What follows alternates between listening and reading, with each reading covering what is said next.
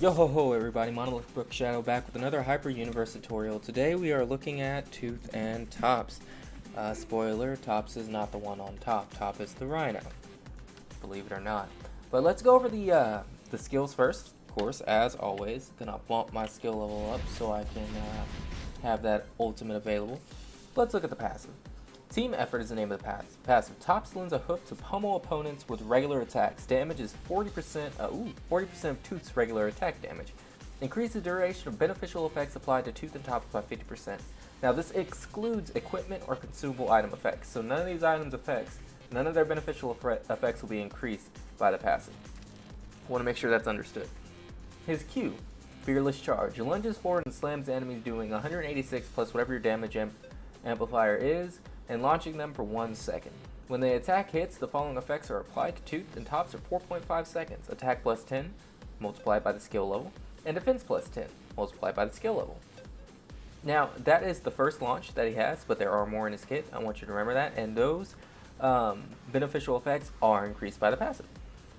The W, twice as loud. Tooth and Tops bellow at their enemies, doing 72 plus your damage amplifiers, up to 3 times, and decreases their movement speed by 40% for 3 seconds.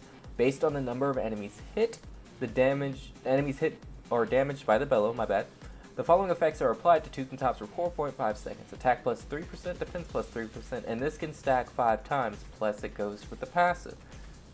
So again, those are beneficial effects that get increased based on your passive. Your E, Got Your Back. Tooth and Tops defend for 3 seconds, granting them the following effects. Again, passive. Decreases incoming damage by 60%, ignores stuns, launches, and down effects, automatically activates counterattack effects when hit by an enemy within 400 units.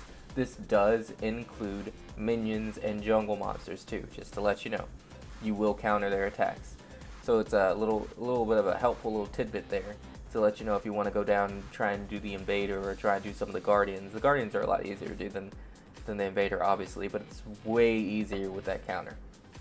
Anyway, and a successful counterattack does 198 plus your damage modifiers based on your items, and it launches them for 1 second, another launch.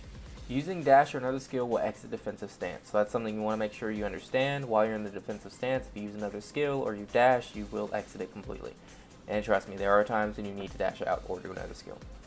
His A, Spearfishing. Tooth swings his lance wildly, doing 43 plus your damage modifiers based on the items you build. Damage to nearby enemies up to 5 times, so it hits 5 times. Your ultimate, Double Crush, he jumps and smashes down, doing 327 plus your modifiers, damage to enemies within 480 units, and launching them for 1.5 seconds. Yet another launch, so that's 1, 2, and 3. You launch a lot and you slow.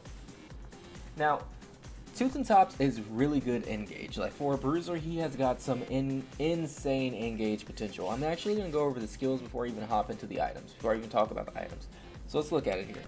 So we're going to go over the basic attack. This is basic attack pattern. It is 3 hits. As you can see, there's 3 hits right there. Now, if you notice, there's doing 2 points of damage. Remember, Tops actually hits with his hoof too.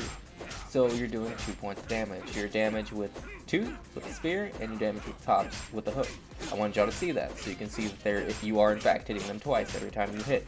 So it's a 3-hit combo, but it actually hits 6 times. Let's look at the Q, the charge. Alright, that's a charge. Now, no, you don't have to hold the direction you want to go. Once you actually activate it, it will go in that direction regardless. Holding it does not increase the distance or anything like that. I do want to make it known that you do not have to hit them with the end of it to launch them. It just looks nice to do it that way. Anyone caught in the skill period gets launched. So as long as they're hitting that line, they get launched. It can be hit right in front of you, and they will get launched. The W, the bellow, let's look at it. Alright, there you go again. 3 hits, and they are slowed. It's pretty simple, and it hits all around you, of course, for the radius effect. The A, 5 hits, 5 hits, 5 hits.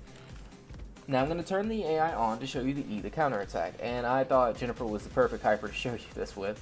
So let's turn her on real quick, and let's try to counter her punches.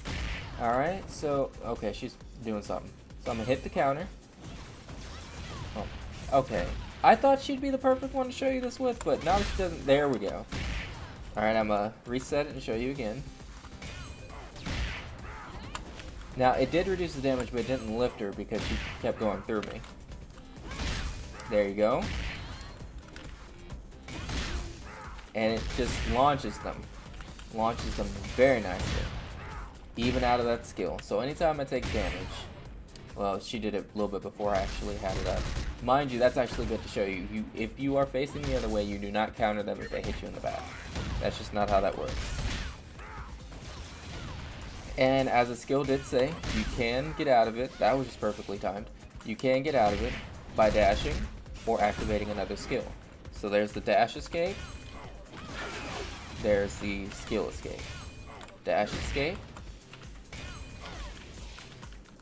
And skill escape. Alright. Now I'm gonna go ahead and turn her back off because we don't need her on for the rest of this. The rest of this is simply me showing you what things do. Now his ultimate, something I want to make sure that you completely understand, is no matter what direction you press, you're not gonna move with it. You just go up and down, straight up and down. So it doesn't matter if I hit left, I'm just gonna go up and down. I can dash and just go up and down. Dash, up and down. So it's a very immobile ult. You want to make sure that you got them set up for it before you do it. Otherwise, you're going to kind of mess it up. And it does have a small radius in which it will launch them. See how short that is? I'm not even hitting her from the front of that ladder, from the front of the ladder right here. Go to the center of the ladder, and she gets launched. It's a very small radius. But that's going to be increased if you actually do the item build that I suggest. Mind you, again, before I talk about the items, this is just a suggestion. You can build Tooth and Tops, play Tooth and Tops however you want, however you feel comfortable. This is just simply my preferred way to build him, my suggested way to build him. So we're going to go into the boots that I actually picked for him. They are Titan Combat Boots. For the defense, right out of the gate, kind of give you a little bit of survivability when you go into lane or however you choose to play him. And some movement speed, of course. The next item I actually go to is an attack item, and it's attack and max health. It is his Duo's Halberd. This is a unique item for Tooth and Tops. Attack plus 10, attack plus 10, max health 150, attack 10, max health 150, crit chance plus 5%, max health 150, crit plus 10%. The reason why I get it is when casting your ultimate, or your R, however you wish to word it, it now also ignores all interference except grapple, which is good. And it also increases the skill range by 25%, so it no longer has that very, very small, very short range there, which definitely helps. Now typically after I do this item, I go into a straight defensive kind of item. I'll finish at my boots, so I'll go from here to boots, and then I'll hop over here to Frost Cape. The only way I won't do that is if I believe that my team is doing well enough where I can build attack and defense. Sometimes I will go from the Duo's Halberd straight over to Shock Knuckles because I can build the attack and defense. And what that does is attack, defense, and crit rate. As you can see, by stage 3, you increase your attack by 0.5% of your max health, and increases defense by 0.5% of your max health. When max health is 4,000 or more, increases critical rate by an additional 10%. Most of my items here, as you'll notice, do have something with max health. I think that's the only one that doesn't, if I'm not mistaken. Yeah. So I'll go with that, and then I'll go to Frost Cape, or Frost Cape and then that. It depends on the situation. And again, always itemize based on your situation. If you don't feel like an item that you normally would start would work in that situation, don't use it. Just start another item that you feel will be better for the situation. Anywho, so Frost Cape, defense plus 10, max health plus 100, max mana plus 10. Defense 10, max health 100, max mana 10. Again, defense, max health, and mana. Now it does an additional 61 damage per second and 300 unit radius up to 70 at level 10 as base. When hit, decreases movement speed from enemies that hit you by 20% for 1.5%. I want to talk about Frost Cape real quick because I use that a lot more than I use Devil's Jacket, and there's a reason why. Especially for hypers like Tooth and Tops, I don't want people getting away. That's the whole premise. If I'm playing a bruiser, my whole goal is to get in there and set up kills for my team. That's how I play my bruisers. I don't want people being able to escape with those dashes. I want them to be slowed. I want them to actually have to try to work to escape. That way my team can get done what they need to get done. So I typically use Frost Cape more often than I do use Devil's Jacket. There are some hypers I will use the jacket on though, so look out for that. Then after this, I will go into Hellfire Lance. Again, max health and attack, and it also does a good cooldown reduction. By the end of it, you have about 10% cooldown reduction. It decreases damage over time taken from enemies by 50%, which helps against like Initia and anybody that builds a bleed out item on them. especially if you have some assassins playing against you. It's really good to kind of get this item in.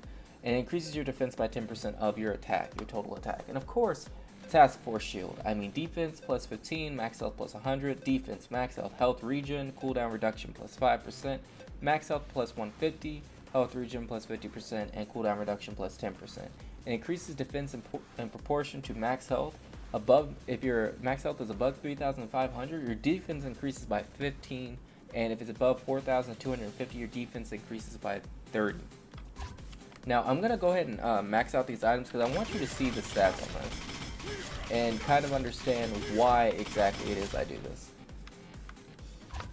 So my max health is 3,752. My max mana is 130. Attack is 170 and defense 212 and movement speed 640. So I'm gonna go in. I'm gonna do an okay amount of damage, but I'm going to live.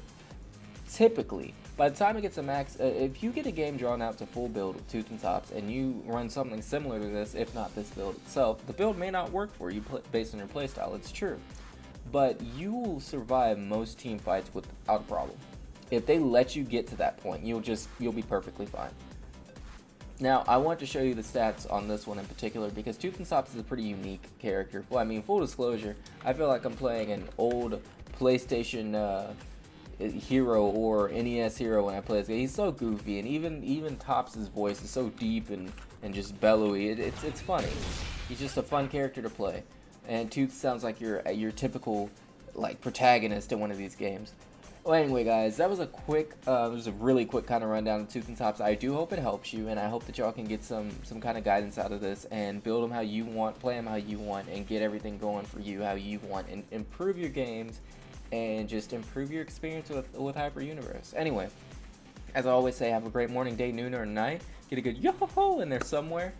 Get some coffee, tea, milk, water, whatever it is you're drinking to make your day a little bit better. And this is Monolith Brook Shadow signing out.